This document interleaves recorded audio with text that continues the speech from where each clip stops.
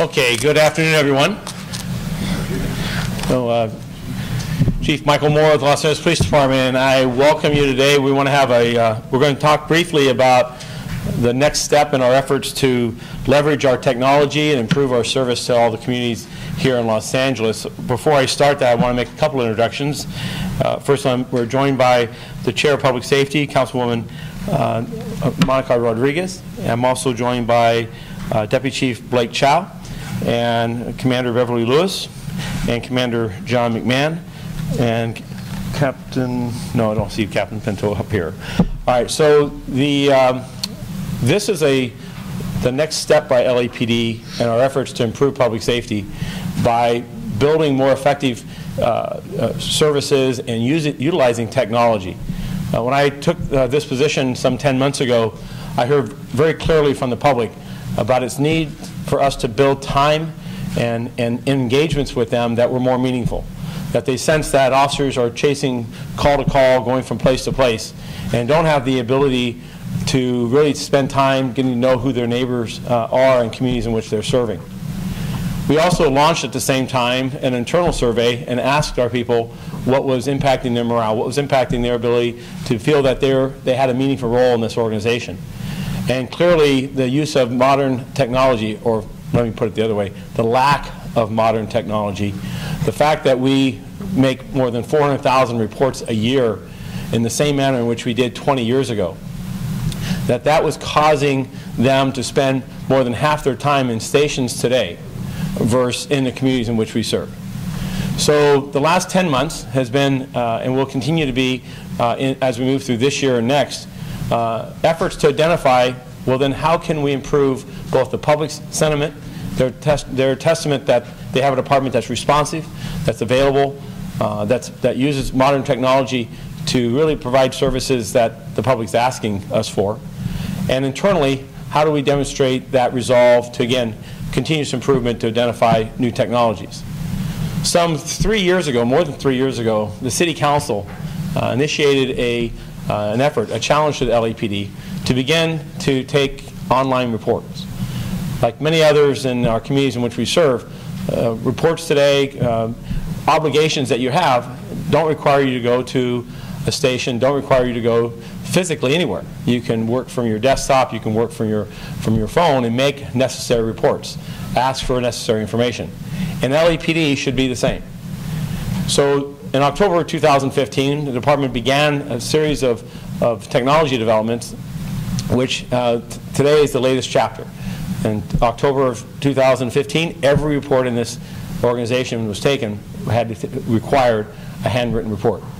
Today, we now take a series of reports, both loss reports as well as theft reports, including vehicle-related thefts, such as breaking into a vehicle or simple theft of material inside a vehicle. And the latest chapter today is misdemeanor, hit and run, traffic collisions, where there is no investigative value. There's no follow-up. And the reason we're moving into this arena is because we clearly hear from the public that if they are one of some 15,000 people in the city of Los Angeles that on average walk out to their vehicle from a shopping center or alongside a residential street, and another motorist or someone has hit and struck that vehicle and left without identifying themselves, and we have no witnesses, we have no video evidence, we have no follow-up, that rather than requiring officers to respond to that scene and on average take 2 hours to complete a report that is going to do little more than go to an insurance company to make that motorist whole, rather than causing a citizen or community member to have to go to a local police station and wait in line to take a report that, again, will have little or no investigative value, this online reporting capability has been established.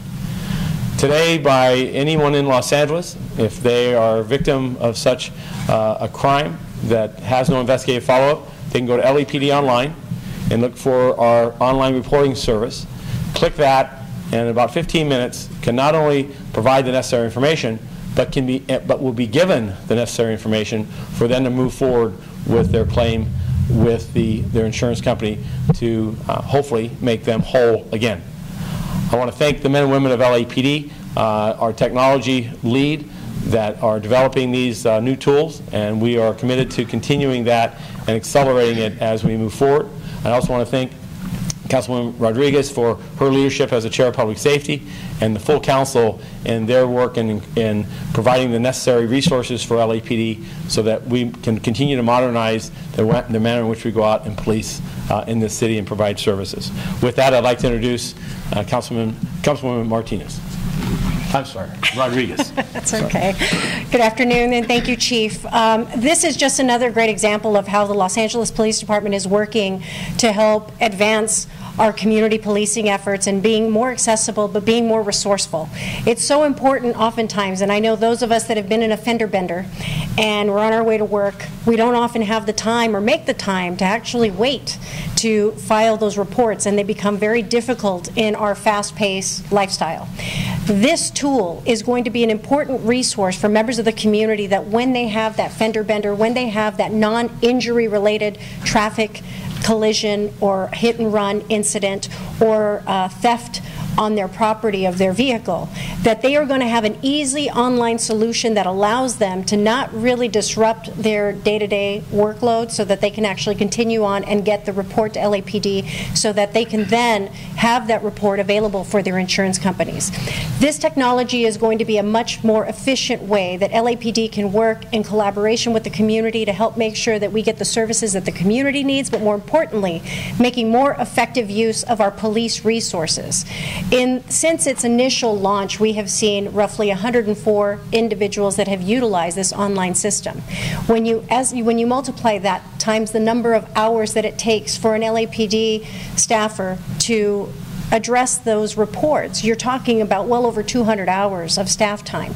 These are going to materialize, this effort is going to materialize in hours saved for police work versus having to do those reports that I think so often monopolize a lot of our staff time.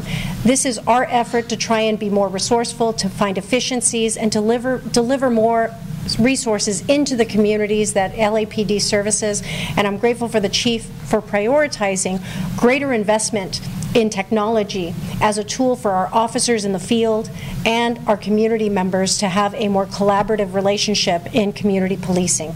We are going to find far greater efficiencies, and we will have much greater delivery of service as a result of investing in technology such as this. So we encourage the community to take far greater advantage of those resources that are being made available online, to take those reports so that we can actually help prioritize other uses of our police officers' times in the field, and we encourage the community to take full advantage of that.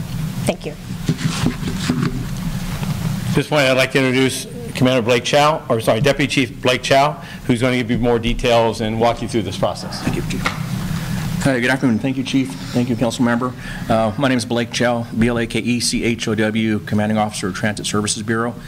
You know, as the Chief had mentioned and the Council Member, we live in a society that really is dependent upon technology, where we make purchases on Amazon through our mobile devices, and the community really demands technology to make their lives more efficient and more effective.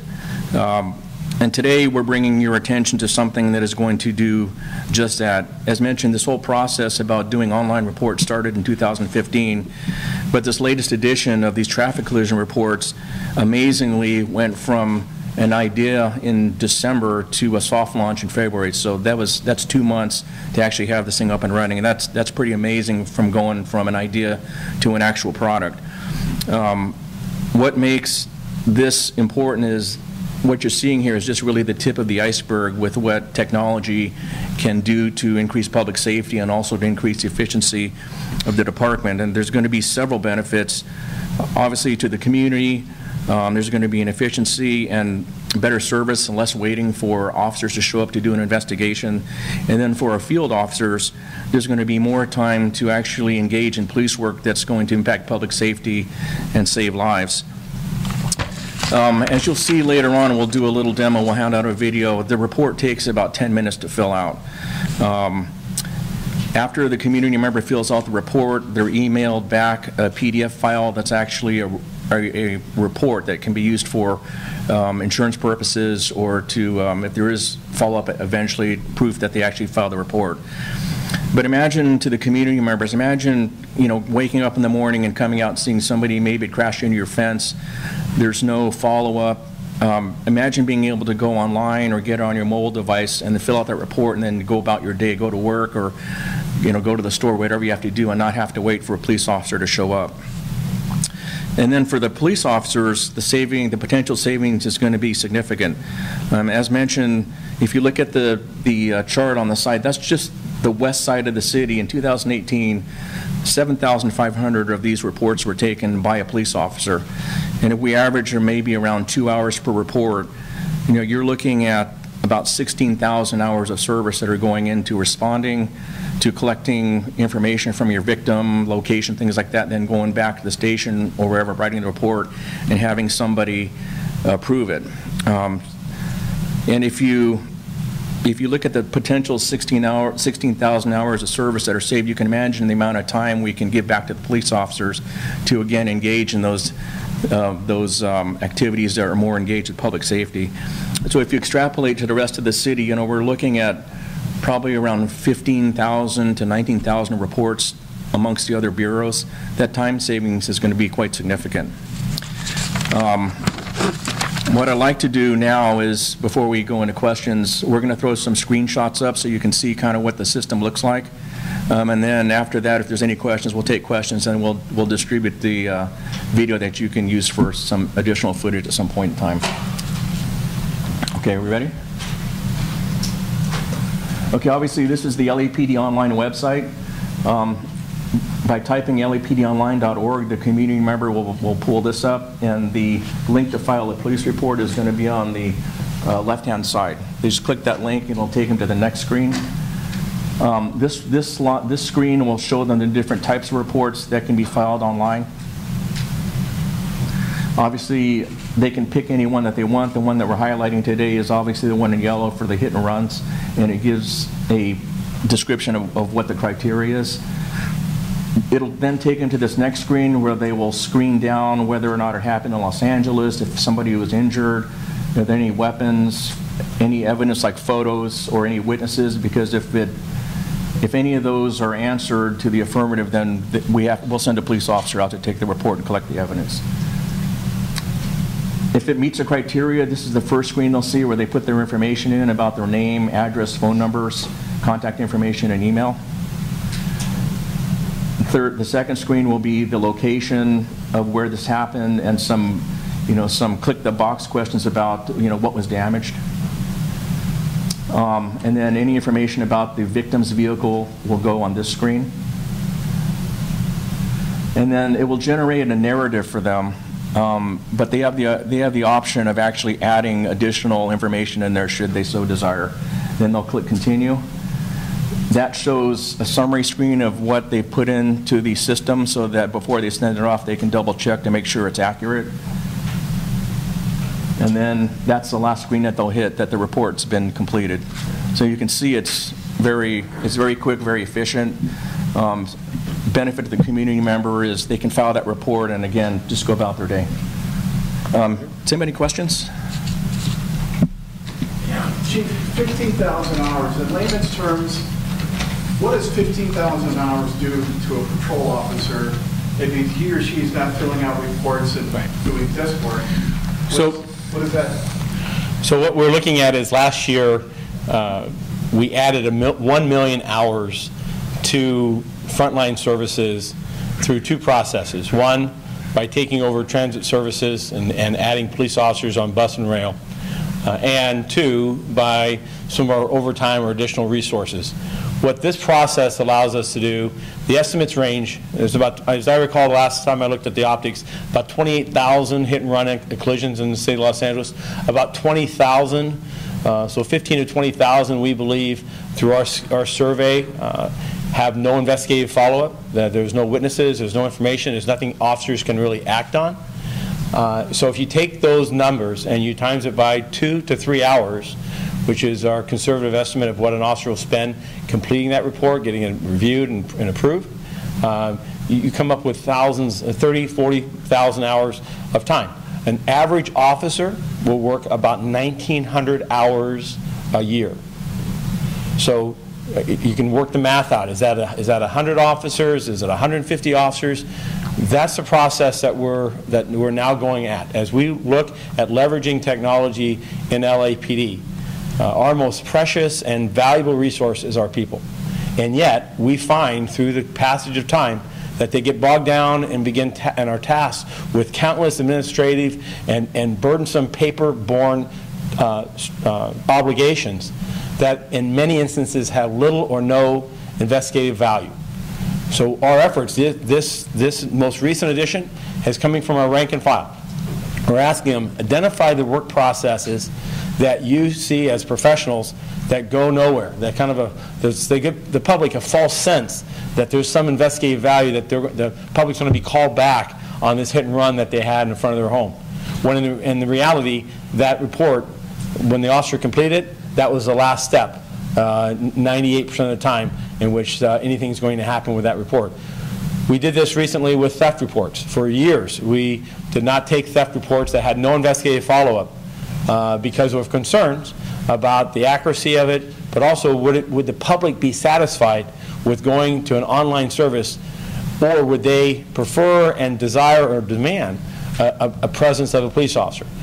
And just as we saw online theft reports, we're seeing with hit-and-run collision reports, as we saw with downsizing our desk operations during off hours, that each of those incrementally are adding to our ability to put more officers in the field and give officers more time to truly work in partnership with our community for public safety, so that our officers' time is precious and that it's used with that economy of that our people are at the location and time where they most matter. Chief, and Pete, I'll come back to you afterwards. This has to be a non-injury, correct? I mean, if someone's hurt, this doesn't count. No, and this is, and let me be clear, that if a citizen or a community member says, I still want to go to the station, I want the police officer to take that report, we'll take that report.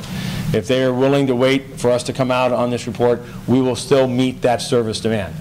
But this is solely for a hit and run involving a vehicle in which there is no investigative follow-up, meaning that we don't have a witness to this crime, describing the vehicle that was involved, describing who the offender was.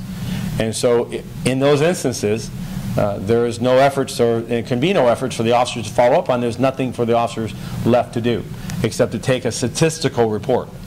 These are important to us in that we certainly want the community member to go back to their insurance company and get that vehicle repaired. But this is also a report today that a person can walk up to any desk in Los Angeles and make what we call a counter report that just is basically based on whatever they assert as to the circumstances of that hit and run. Just real quick, what other major cities besides LA now doing it? We have, I don't have the research in front of me.